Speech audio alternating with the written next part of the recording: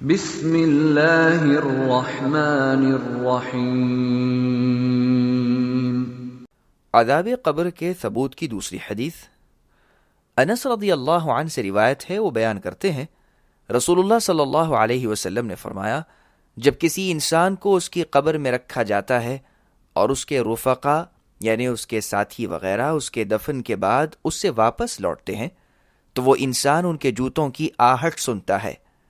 اس کے پاس دو فرشتے آتے ہیں، وہ اسے بٹھاتے ہیں اور اس سے سوال کرتے ہیں کہ تو اس شخص کے بارے میں یعنی محمد صلی اللہ علیہ وسلم کے بارے میں کیا رائے رکھتا ہے؟ ایماندار انسان جواب دیتا ہے، میں گواہی دیتا ہوں کہ وہ اللہ کے بندے اور اللہ کے رسول ہیں۔ اس سے کہا جائے گا کہ اپنے جہنم کے ٹھکانے کو دیکھ کہ اللہ نے اس کے بدلے میں تجھے جنت کا ٹھکانہ عطا کیا ہے۔ وہ دونوں کی جانب دیکھے گا یعنی جنت اور جہنم کی جانب اپنی قبر میں۔ البتہ منافق اور کافر سے سوال کیا جائے گا کہ اس شخص کے بارے میں تمہاری کیا رائے تھی؟ وہ جواب دے گا، مجھے کچھ علم نہیں، میری رائے تو وہی تھی جو لوگوں کی تھی۔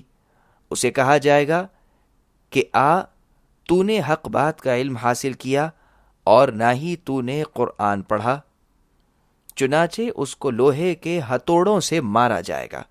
وہ زبردست چیخیں مارے گا کہ ان چیخوں کو جنوں اور انسانوں کے علاوہ اس کے قریب تمام مخلوقات سنیں گے۔ اس حدیث کو بخاری اور مسلم نے روایت کیا ہے اور الفاظ بخاری کے روایت کردہ ہیں۔